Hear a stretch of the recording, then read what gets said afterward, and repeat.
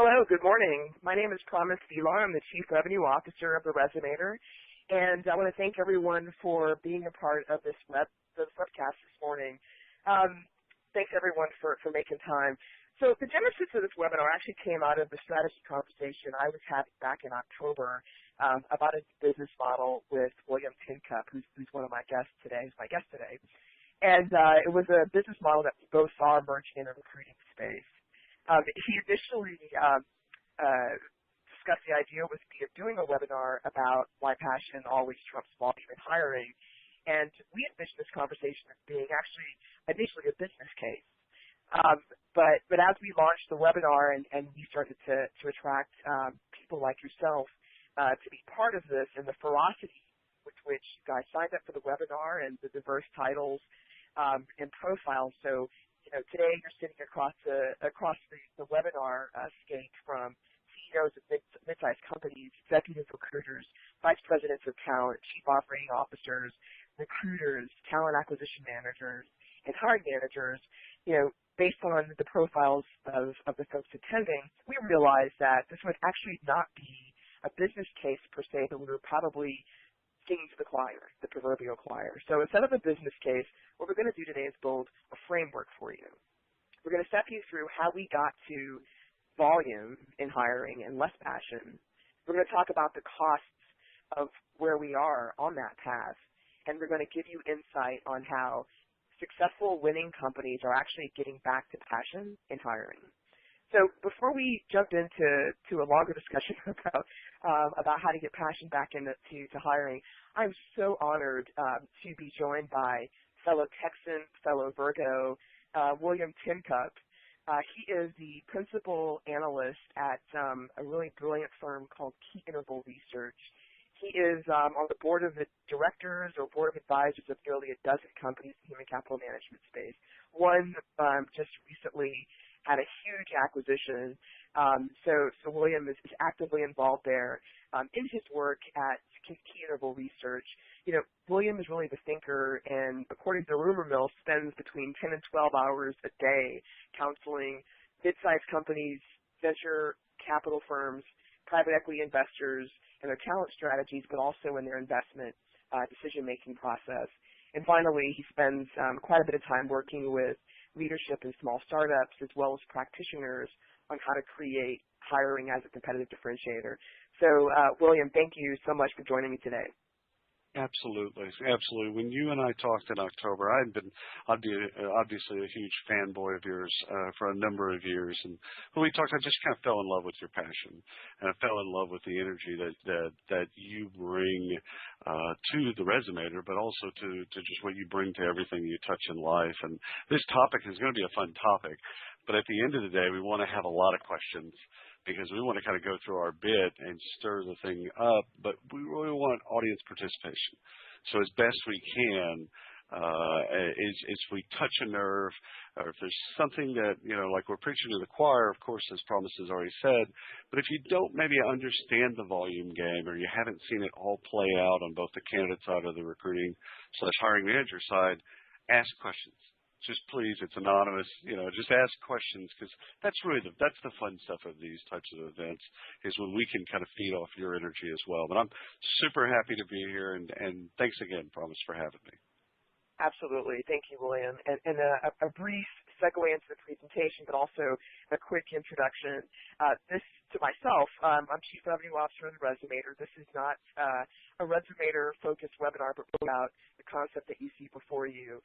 The Resonator is the leader in small business hiring. We've got over 3,000 customers from Lyft and from MailChimp to Al Jazeera America, a lot of companies that have actually been part of a lot of the data set for the decisions and the ideas that we'll be presenting with you today.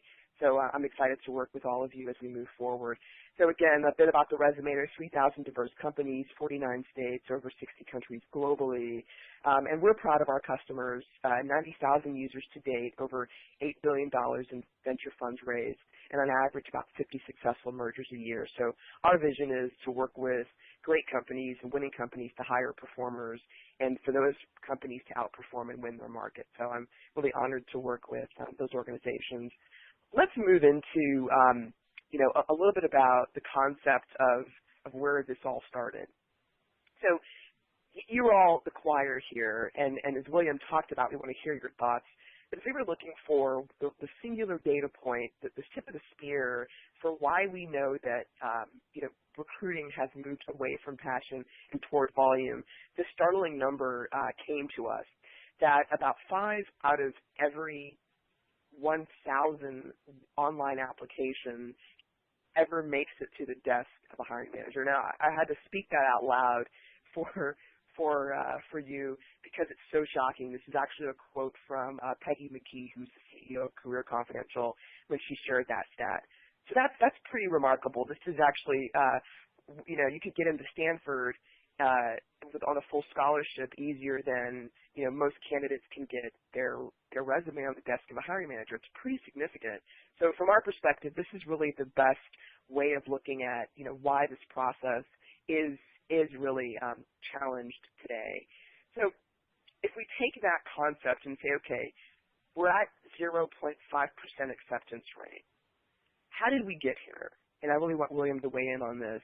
So as we see at the resume, there was really a slow evolution over about a 10 to 12-year period. So imagine, if you will, if you were in the professional landscape before 2000, the year 2000, in many ways, resumes were passed through tight social networks. If you were, a graduate of engineering at Yale, that would be handed off to someone else who might be an alum. So resumes were paper and would be sent via mail and sort of those old school methods.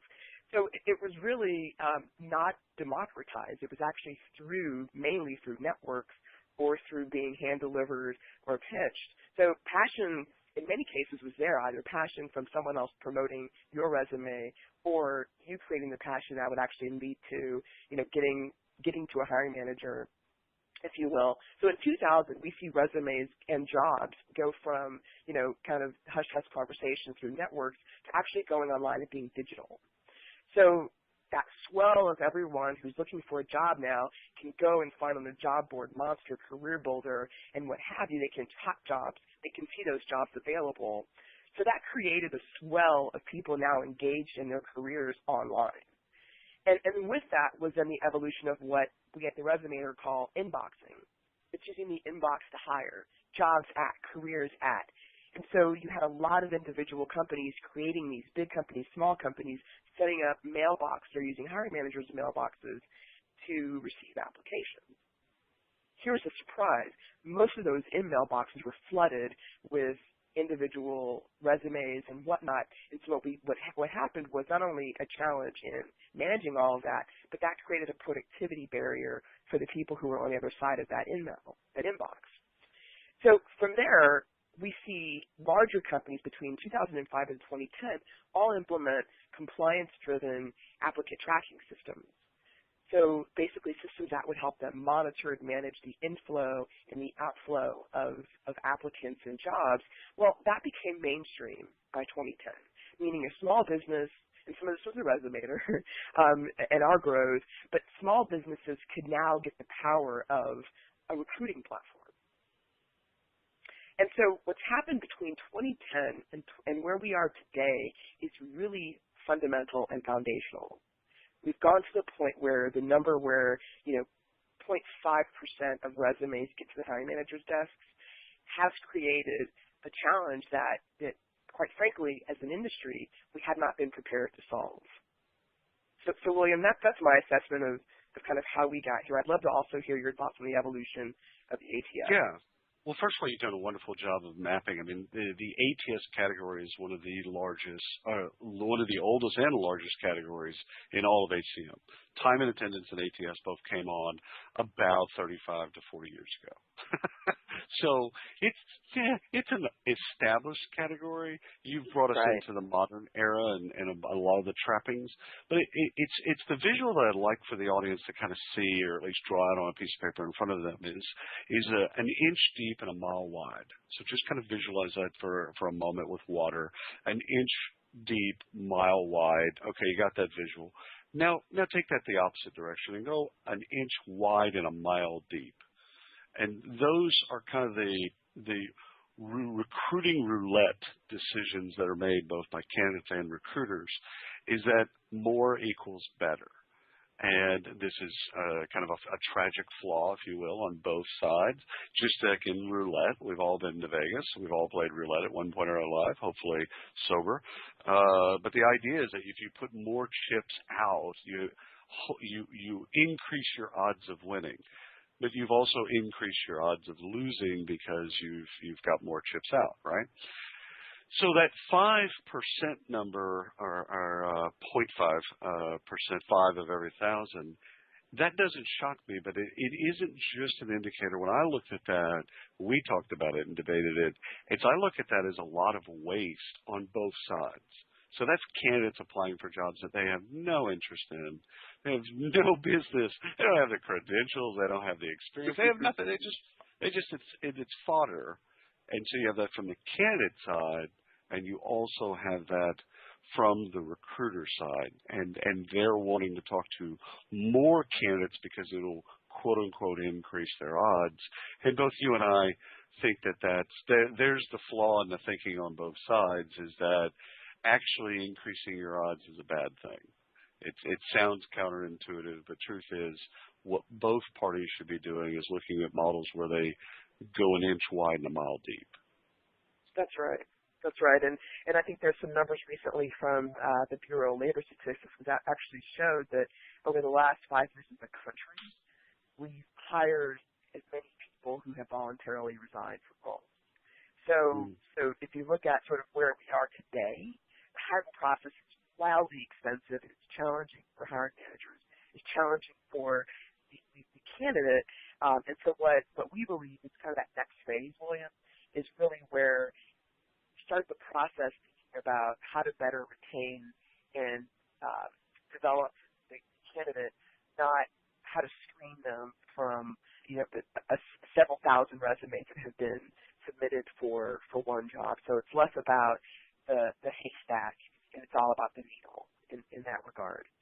So I think you just brought us into this age. If you look at the symptoms, where I think you just hit on, it's really about now this sort of bifurcation of looking at the problem. You've got the recruiter and hiring manager who are on one side and the job seeker on the other. So you've worked a lot with recruiters and the practitioners, as you call them. What have you seen are some of the symptoms of that passion leaving the system? Yeah, it's I would say it's a war of competency versus culture, if we made it to C's.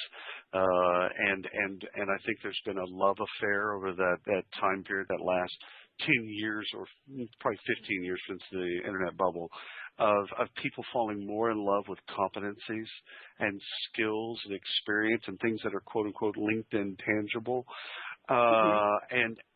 And really not looking at culture or culture fit or team fit or chemistry or some of those types of things. And I think that if I were really doing the archaeology and anthropology around the last 15 years, you'd probably see a movement in hiring managers and recruiters screening in rather than screening out. So if you think of all the screens that you can put way out in the far end of the funnel, they're probably making that to where more people filter through so that the number is larger. Because that's also a story, I think, that it's a crutch, but it's a story that people tell internal where they take pride in how many people applied to the job. It's kind of a weird kind of a dynamic, but people will be like, I have 2,500 people apply to the job. It's like, well, that's actually a bad thing. That's not a good thing. Counterintuitive. It's that you're going to have 24.99 of those people that are going to not have a great experience. And most of those people weren't even qualified either through competency or culture fit to really be at your firm. So I think that if you and I dug into this, we could probably figure out the how, where, and why. But it seems to me that people are screening in, and they're letting those apertures of those screens be easier for the numbers to be higher, rather than out at the very far end of the funnel. Culturally, if you don't fit us, here's our values, here's our flaws, here's what makes us unique, here's everything. We're just going to vomit all over the page, and here's us. If you can accept us, then let's move to the next thing. And if people can't accept you, then that's an application that would have never made it through, or worse than that, and you and I know this, that person gets hired. Yeah. So I now think you've it's got a so person, true. right? Now you've got a person that's possibly a poison pill, or going to create irreparable damage that you could have easily screened out. It's interesting. So I completely agree with you, and I think there are some data points, and actually we got a couple of really incredible questions. We've been going through this. So if you've looked at the growth rate of the recruiting market in the last 10 years, it's one of the only categories that's growing at 15 to 25% compound annualized growth rate. So we're in a category that's growing. Well, what's interesting about that category is the services sector of recruiting is blossoming. So as we've gotten technology that's brought us, kind of accelerated workflows and the ability to, like you said, close and open the aperture of the filter, we've created more opportunities for people to be intermediaries to sort of help us identify, is this person a good fit, or to amplify and shine the light on great candidates or sell companies. So what we've actually seen is, even though we have this great technology and everything's online, we've democratized the process, we're still seeing that, recruiters and recruiting firms are growing massively because they're the translators in many cases. They're the ones who, are inside the aperture helping to analogize, if you will, why this fit makes sense and to bridge those gaps between candidate and hiring manager or recruiter. So if we thought of it as a trifecta, in the middle of that would be the recruiter, the external recruiter, if you will, making the connections between those three. I'll sort of jump over from where you started, William, and talk about the job seeker. So at the Resumator, we're processing, millions of decisions, hiring decisions, and what we see with the talent or the performers, the job seekers that are successful, they are the ones who are getting considered for more jobs. The generic resume cover letter communication doesn't really work for the candidate. And the misspellings and kind of the low quality aspects that come from mass customization, we see actually rapid and massive quick screening out of those candidates. So there isn't real success in a lack of passion. But when an individual identifies a company with which they want to work and they have a great pitch for why it makes sense for them, we see those individuals time and time again get further down the process. So the data actually reinforce why passion matters. And one of the questions that we just got in, and I'd be curious to hear your thoughts, is, how do you quantify or how do you measure passion as a company or as an applicant? I'd be curious to get your thoughts on that. Great question. And here's the hard part of this. My background is in marketing, and marketing in the last 20 years went through a massive transformation from being mostly an art, to now mostly a science. So back when I started in marketing on the ad agency, PR agency side, you had people wearing berets, smoking clothes, talking about Manet, Monet, and art. And now you have marketers that are very comfortable in Excel, very comfortable with ROI discussions, extremely quant-oriented marketers. Very hard to find an artistic marketer these days, I would tell you. That if you really want to have an art discussion, you can't do that as much as you used to could with marketers. The same transformation is going through HR and recruiting right now. And the hardest part of this is understanding that the teeter-totter of art and science, there's some things that are easily quantifiable, like an email campaign in marketing. You send it out, you can see a response rate, you know what you paid for it, you can get to an ROI number fairly easy. And there's some things you just can't quantify.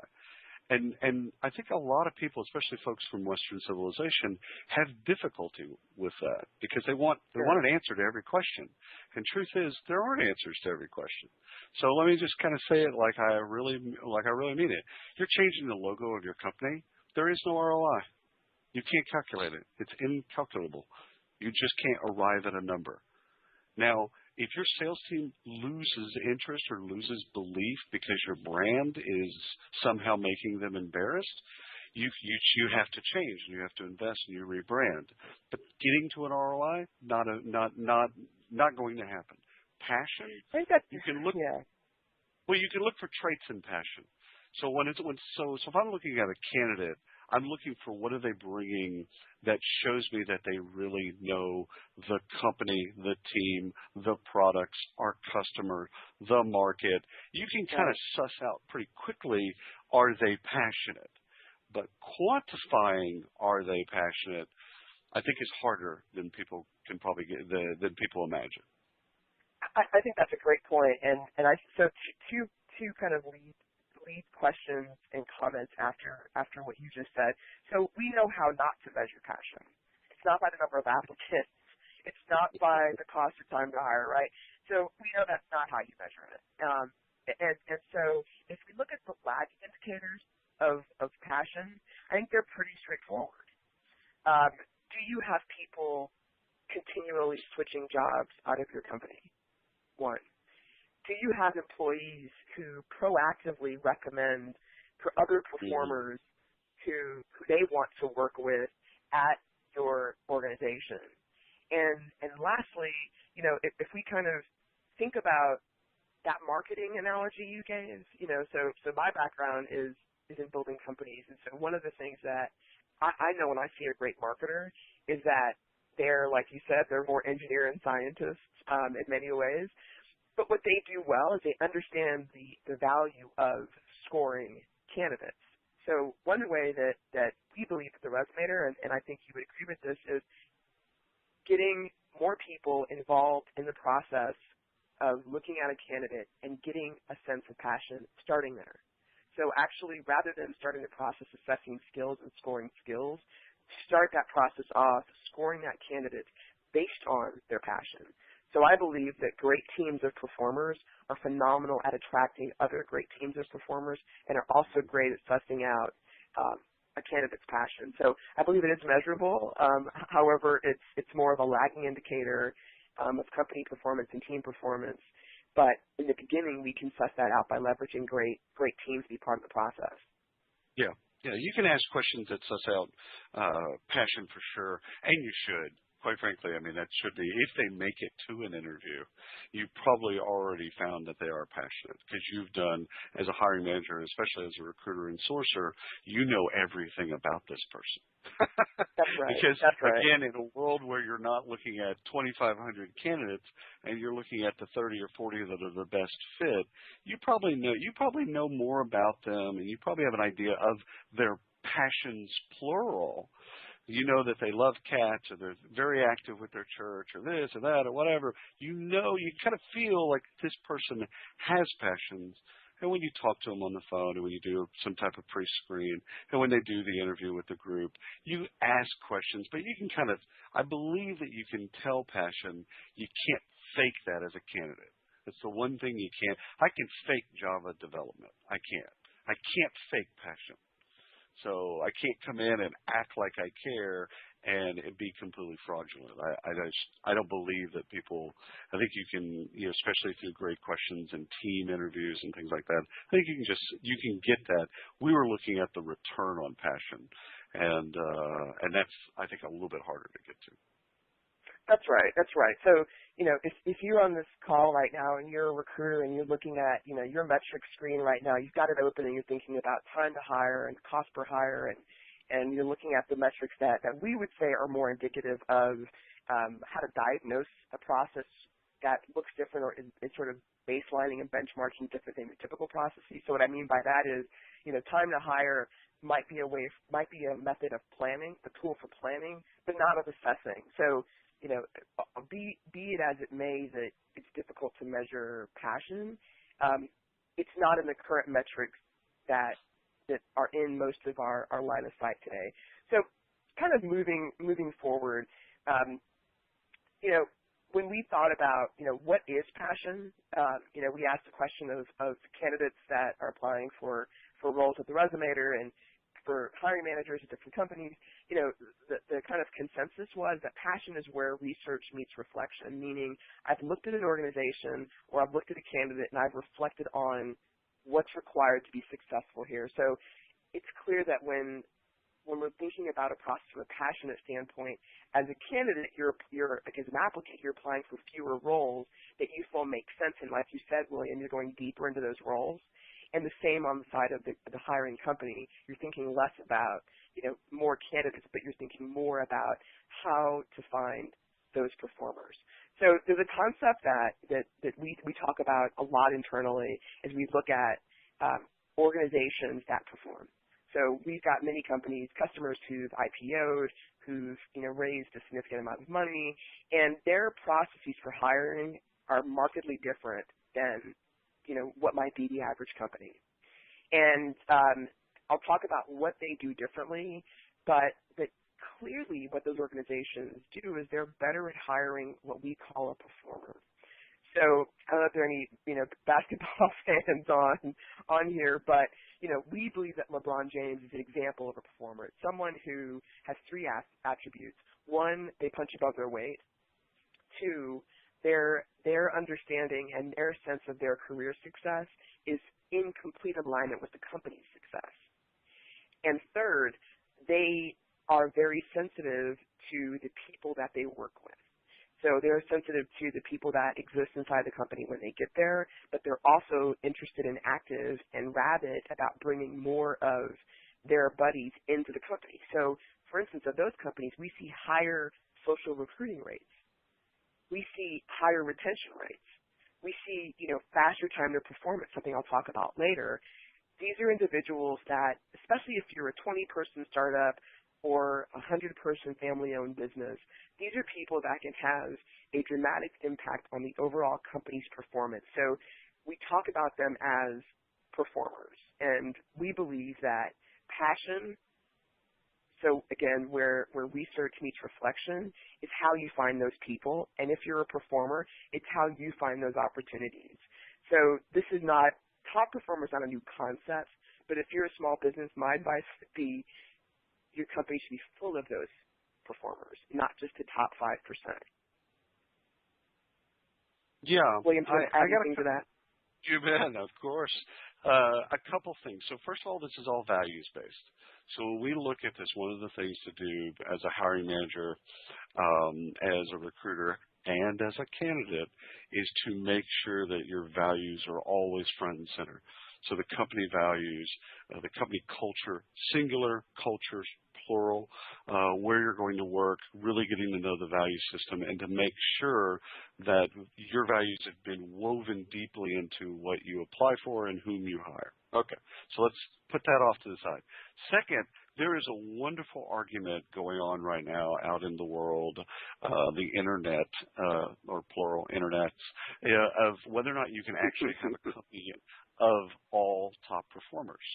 And the argument started a couple of years ago, like, what if you had 5 LeBron James on the court at the same time? Would that work? And I don't have a great answer for this, because I've worked in companies where it is the mix of 80-20, 20% of the value of the firm comes from, 80% of the value of the firm comes from 20% of the workforce. I've mostly worked in those environments. I've never worked in an environment where everyone's a high performer. I'd love to see that at one point in my life. I'd love to kind of see what that looks like. So this does paint the world as there are two, and maybe sometimes you are hiring the people that are in the second category, the paycheck employee. So, personalize this as Promise is talking about it. Personalize it to your own work environment, that you might be hiring someone that looks a little bit more like that, and that might be okay. Again, we're kind of arguing about, do you need 2,500 of those people to apply to get the best person on that track? No, we don't. Neither of us believe that. And the last thing I'd say about this particular argument is, what if we recruited for life? What if when we hired someone, they had a job for life? How would that change the way we approached hiring? And I just want to plant the seed for a moment. We'll kind of revisit it in a couple of slides. But what if it wasn't, with the intent to bring them in, train them up, promote them? Maybe they leave, maybe they don't. Maybe we look at churn numbers through the years, etc. What if we basically, if Promise hired me for the resumator, I'm there for life. Whether or not I go into a slump or whether or not I do the job great or don't, I'm there for life. Guaranteed a job for life. What would that change? And I think if we really dug into that emotionally, we'd find that it would change the way we approach candidates entirely differently. And I think that's the point, right? The point is architect the process as recruiters and talent acquisition folks on the line. Your jobs, as you know, is to get the organization prepared to identify and recruit and attract and retain those performers. And if it's, 90% performer or 60% performer to paycheck, that's an organization decision, but really we want to be good at the performer side because we know the more we have of those folks, the better our business will be. So I'm going to move along. And by the way, William, if that was an offer to come work at the Resumator, I will have an offer letter prepared by the end of this conversation. So you are welcome, my friend. You're absolutely welcome. Fair enough. So these are stats that we will share. So I want to get into the meat now, William, and talk about the 4 steps to transform from volume-based to hiring. We are overwhelmed with questions here, so we'll get to those in the end. But let's step through our steps. Does that work for you? Oh, you bet. You bet. Beautiful. So hiring essentially is a game of retention. We don't talk about it often or enough in kind of the ecosystem. But truthfully, when we hire, we're really not just looking at hiring to then onboarding to then hopefully fastest or quickest time to value and hopefully retaining them or engaging them, which is a step on the way to retaining them. At the end of the day, it's about, in some parts it's about unlocking that discretionary effort. How do we get folks the most out of them, which is the concept of yield? So everyone's going to give us their full 50 hours a week. That's great, but maybe the company needs really 60 hours. What can we do to make sure that when we're hiring the people that if we've done all the right things as a company, we've got a great work environment and we've got great team members around them, they've got the tools and resources to be successful, that discretionary effort happens and retention happens. So I think, you said the other day, which I really fell in love with, the idea of what if we changed comp? What if we actually change the behaviors? What if we approach comp? Which, is probably a subject for another webinar, quite frankly, because I'm fallen in love with the idea. But what if we thought more in the hiring and recruiting side of things about retaining those employees and not just filling seats? So this slide's always, this goes back to a Far Side cartoon that we have up on the screen that, spending more time at work. And you got two sides of this, that on one level, there is a seriousness that really there are more important things than work in life. But also, maybe these are people that haven't figured out their passion. Maybe these are folks that maybe they don't have a love affair with their work because they're not surrounded by great team members, or they don't have a great work environment, or they just haven't figured out their passions. Like you don't pop out of the womb, automatically understanding and unlocking your passions. It's a process. So I think as you look at this and how do you unlock discretionary efforts, you're looking at that. We tend to look at that currently a year to 2 years after the person's been hired. And I think it's too late. And I think that's what we're kind of bringing up is what if we push those things, as we've talked about filters up into the front end of the funnel, what if we push those conversations closer to the first of the funnel? Like, what do you need? What do you need? What do you need around you so that we can get to discretionary effort? So all the things right here, it's hiring the right people, but it's the hiring the right people for that team, that company at that moment. And then second thing is recruiting leaders. I think at the end of the day, again, I don't know of a situation where everyone can be a leader. I think you need leaders and followers, and you need people that can do both. You need to have people that are more flexible, more like Swiss Army knives, less like a butter knife. And so I think that, again, if you know that what's important to your firm culturally, values-wise, growth-wise, you're pushing those things out into the front end of the process to find evidence where people have led.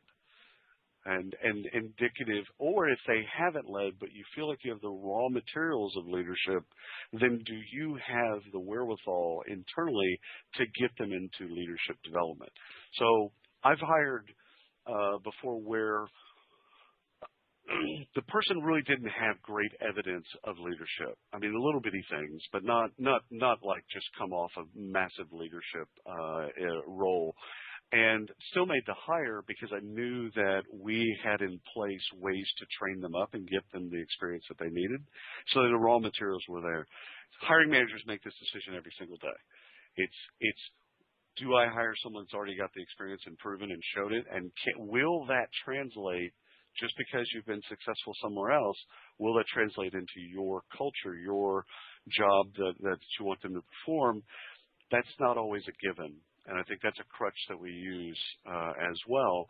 But I think it's looking at leadership in your company and saying, okay, what do we really need out of these people? And then communicating that to them, which is a different issue than what we've talked about already. It's how do you actually bring them up to speed with what the expectations are? You know, Sally, I know that you haven't really been thrown into a lot of leadership roles. We're going to expect that out of you. Here's what we're going to do to get you there. So the first 90 days, then we're going to ship you around the country. We're going to do this, this, this, and this. Outside of that 6 months rotation, you're going to be ready because we believe you have what it takes to be a great leader. Do you mind if I piggyback on this a bit? So I spend a lot of time with Resonator customers, and they reinforce all the points you just made, right? So, you know, our goal as you know, the number one recruiting platform is to help people hire better. But really, at the end of the day, it's about the organization, right, and how the organization recruits leaders. And what we're seeing is a market shift from the old style of thinking about recruiting to a set of new metrics. So it's what you talked about. So we're hearing recruiters talk to us, and they're saying less about, well, if I don't have that seat filled, right, you know, it'll cost the business this much. Versus, you know, that's what they were saying before. Now they're saying, here's the cost of having the wrong vice president of sales in that seat. And so I can argue for, there was a question that just came up, how do we change culture? It's by juxtaposing what happens if we have someone in the seat versus if we have the wrong person in the seat. So being able to have that dialogue with leadership so that they can make better decisions. The other thing that we're seeing that's interesting, and I'm seeing it in my own organization, I've got an internal recruiter inside of our business as we're growing rapidly, and she sits with our sales team and with our account managers, and she's listening to every single conversation that's happening with, and we're adding, you know, hundreds of customers every month, and so she's hearing every single conversation, and so her learning curve is much shorter because she's inside the business, hearing the culture as it's emanated through the mouths of our sales team. But if you think about that same kind of concept, then the compensation structure of a recruiter is actually different. It's less around, you know, time to hire, and it's more around, you know, the outcomes, right? It's more about how are my recruits being retained. So, you know, we're thinking completely differently about how we measure and compensate folks on the recruiting end of things. You said something the other day when we were brainstorming that what's the cost of a bad hire? So again, I think the business, and it's our either laziness or apathy, or we've just fallen in love with the wrong things, but that time to hire, I believe if we actually did the real math around hiring a poison pill or some of a caustic employee and what's the cost of a bad hire, I think we'd find that number is always bigger than the cost of hire and what it costs, quote unquote, costing the business. Because getting a bad hire out of the company is extremely difficult. So I think that you know, we create these metrics, and then other people use the metrics against us. So that time to fill, I think it's a good thing to have the finger on the pulse of what you believe the time to fill is. But I think that quality or quick speed to value number. So we hired the right person, and then how fast did they start really adding substantive value?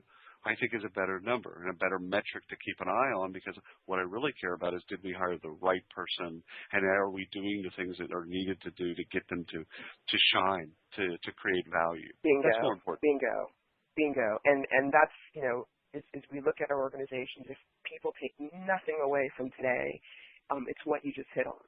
That today we're in a competitive marketplace. Organizations are more lean than they've ever been. There's more competitive pressure in every market that you're going to. There's pressure for resources, for everything is under pressure. And so it's not about, to your point, time to fill.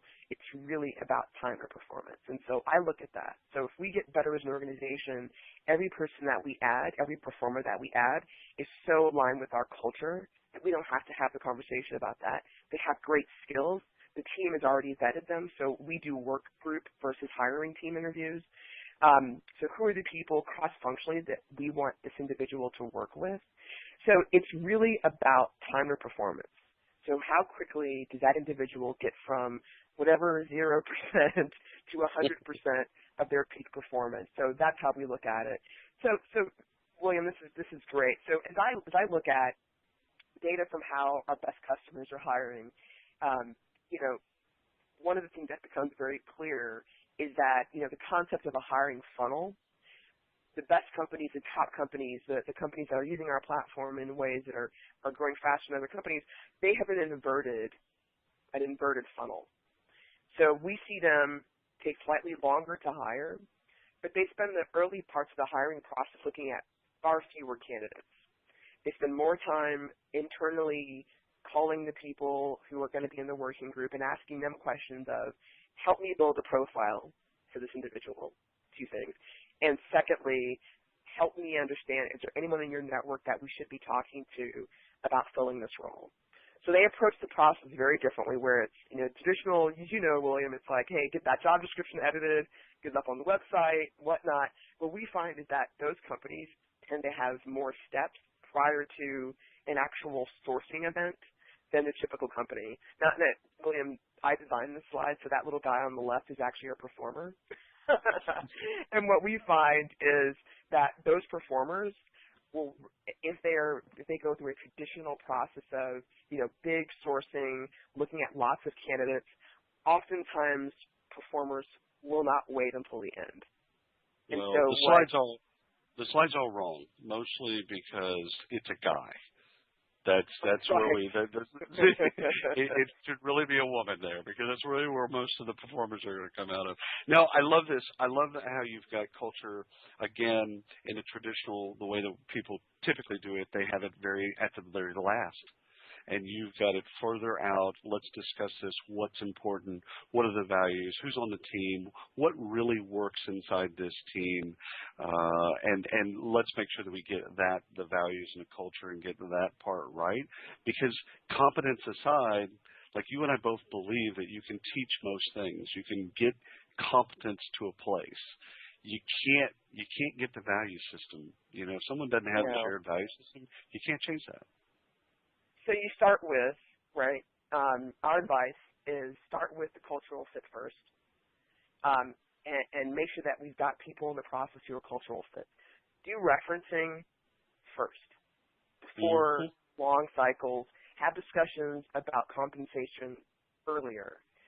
Change that funnel so that the performers can shine early, and you can build a better profile and job description and insight and process for who you're hiring. So, William, you're not going to believe this. We have like 30 seconds left. So I just want to say thank you for everyone who attended.